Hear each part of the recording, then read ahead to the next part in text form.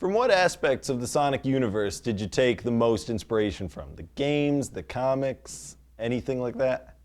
Definitely more to games. I would feel it's mainly Sonic the Hedgehog, the first one, and Sonic Adventure. Because Sonic Adventure represents Sonic and how he could work in the real world.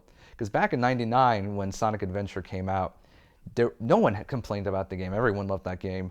Everyone totally bought the fact that Sonic was, in our world because it was presented in such a style that gelled with, what Sonic represented and what he's been up to that point. So we use Sonic Adventures as kind of the foundation, and we use Sonic the Hedgehog as the story and the progression and essentially the spirit.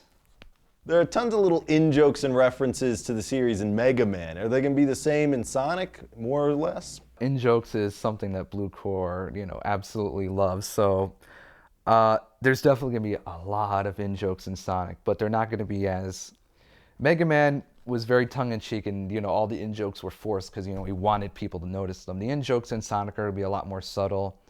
You have to be a very specific fan to understand the in jokes we have. So it's kind of when you get an in joke, it's a lot more of a treat than what it was presented in Mega Man, where all the in jokes were painfully obvious. The trailer featured an awesome orchestral take on Green Hill Zone. Are we going to see any more themes like that? Yes, the composer for the film is Daniel James, who scored Mega Man. He's scored a bunch of other Blue Core shorts.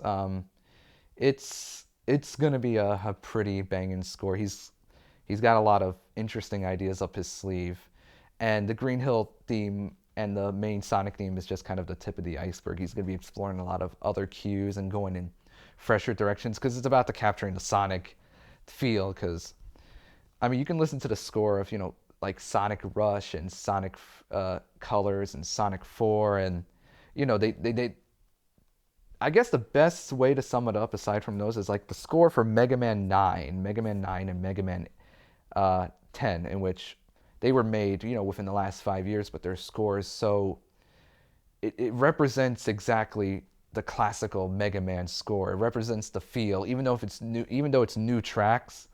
You listen to it and it's unmistakably not only quality but a Mega Man score.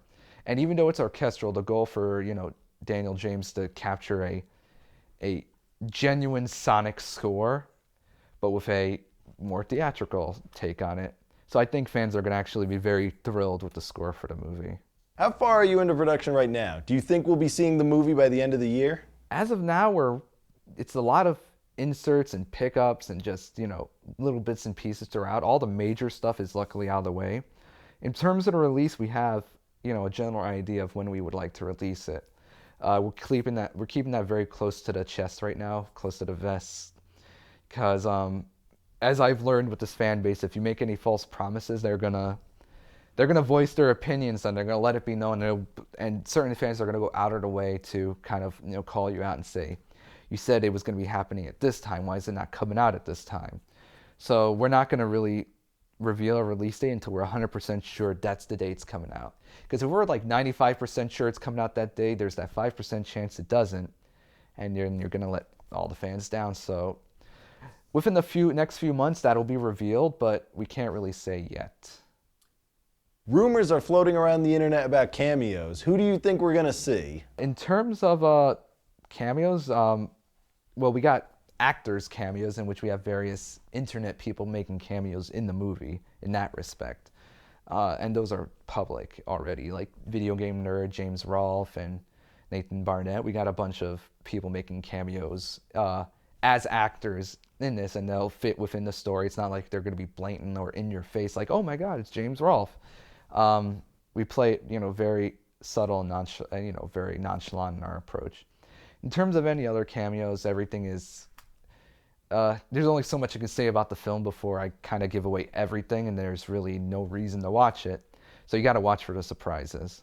What kind of release will the movie get? Conventions, internet, same as Mega Man? We want to do a step up from Mega Man. I would love to do the convention circuit, but it has to be because with Mega Man, we essentially went to any convention we wanted just for the experience, which was great.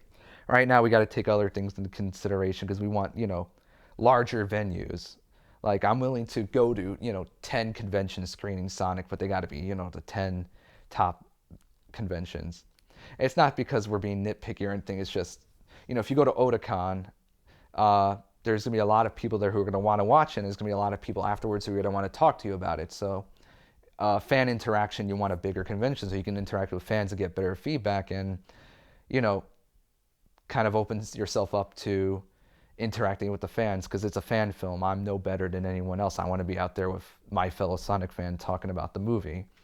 So, I mean, we want to do the Otakon thing, and we want to do all of these other, larger conventions. I mean, heaven, hopefully God, blesses us. Maybe next year we end up going to a Comic-Con, in regards to whether it's Blue Core or, Sonic, because of Sonic. It really, I would totally go to 100 cons showing this. It's just a matter of if those cons will be beneficial to, what we want to do with Sonic, which is, we have big plans for Sonic, and we want to balance the fan interaction with our bigger plans with Sonic. Anything else you'd like to say about Sonic? Any final thoughts? I think people are going to be pleasantly surprised with Sonic. We have a lot in store for just a short little film. One day it might become something bigger. We don't know. We're mainly focusing on the immediate goal of getting this done, and then we'll take it from there. I think fans are going to love the movie and exactly what we have in store for the live-action Sonic. Sonic is just the tip of the iceberg for what we're doing in Blue Core Studios. A lot of other things in the work, but Sonic is kind of it's the catalyst for something much, much bigger. And that's all the questions that I have written down. And that's our interview with Sonic director Eddie Lebron from Blue Core Studios. For more chill videos, check out bluecorestudios.com, and don't forget to grab a soda. I'm Chris Kale. Peace.